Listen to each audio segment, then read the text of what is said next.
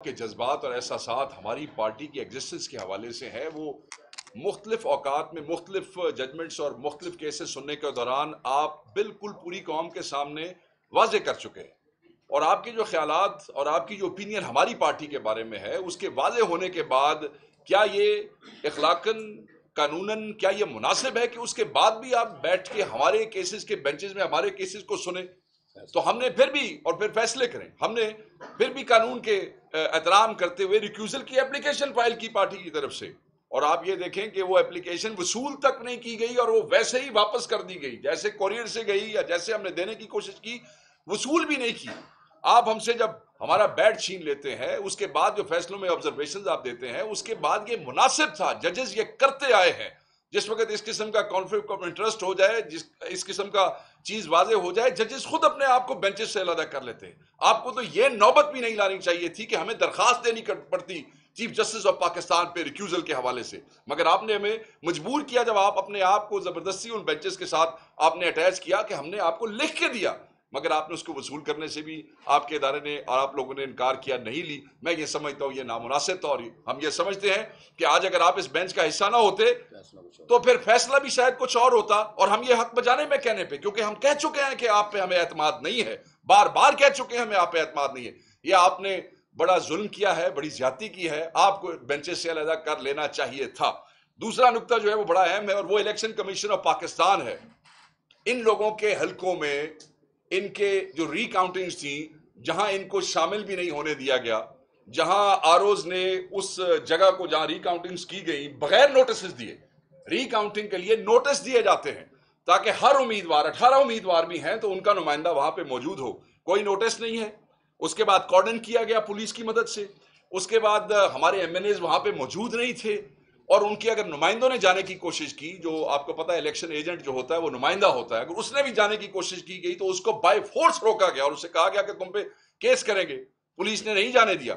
इस दौरान मुझे याद है कि ना सिर्फ वहां पे हमने कोशिश की, यहां इलेक्शन कमीशन ऑफ पाकिस्तान में बिलाल एजाज साहब थे, दूसरे एमएनए भी मेरे साथ थे, मैं खुद इलेक्शन कमीशन के ऑफिस जिस वक्त वहां पे वो ठप्पे लग रहे थे और जबरदस्ती गैर कानूनी तौर पे वो थैले खोले जा रहे थे, आए ये और हम 2-3 लोग इलेक्शन कमीशन के ऑफिस गए। सेक्रेटरी इलेक्शन कमीशन को फिर कानून का एहतराम करते हुए हमने एक एप्लीकेशन दी कि जनाब ये गैर कानूनी अमल हो रहा है, वीडियो शेयर की सेक्रेटरी के साथ, मैं खुद वहां पे मौजूद था कि आप कोई एक्शन ले, मगर नहीं लिया गया। हम ये तवक्को कर रहे थे कि जिन लोगों ने कानून तोड़ा है, आईन की खिलाफ वर्जी की है, उन आरओज को सजा मिलेगी। इलेक्शन कमीशन की जिम्मेदारी थी कि उन आरओज को सजा देंगे। इलेक्शन कमीशन की जिम्मेदारी थी कि उस डीपीओ को नौकरी से फारिग करवाते। इलेक्शन कमीशन की जिम्मेदारी थी कि उस डिप्टी कमिश्नर को नौकरी से फारिग कराते। हर वो शख्स किसी अर्दरी से लेके ऊपर तक जो वो थैले जबरदस्ती खोलने और ठप्पे लगाने में वो था, इलेक्शन कमीशन की जिम्मेदारी थी। हम इलेक्शन कमीशन को इसका पूरा पूरा हिस्सेदार समझते हैं। हम ये समझते हैं कि ये सारी बुनियाद जो रखी गई, ये जो 2/3 दिलाने के हवाले से, मैंडेट चोरी करने के हवाले से, उसमें इलेक्शन कमीशन को हमारी एप्लीकेशंस के ऊपर एक्शन लेना चाहिए था। ये उनकी जिम्मेदारी है। इतना बड़ा इलेक्शन कमीशन, इतनी बड़ी बड़ी तनख्वाहें, इतनी मुराद, पूरे 5 साल बाद एक इलेक्शन, ये सिर्फ इसलिए दिया जाता है कि अगर इस किस्म की गैर कानूनी हरकत हो वो कोई एक्शन दे लेते, कोई हल्दे जुलदे तो सही, ये हल्ले जुले भी नहीं। आखिरी बात करूंगा, लियाकत चट्टा ही सेड कि फांसी लगानी चाहिए। पता है ना आपको, याद है आप दोस्तों को, एक आदमी कहता है कि 2 बंदों को आप फांसी लगा दें, जिसमें वो चीफ जस्टिस का भी जिक्र करता है, चीफ इलेक्शन कमिश्नर का भी जिक्र करता है। आप उसको क्यों नहीं बुलाते, क्यों नहीं अदालत में पेश करते, क्यों नहीं उससे इंक्वायरी करते, क्यों वो गायब है?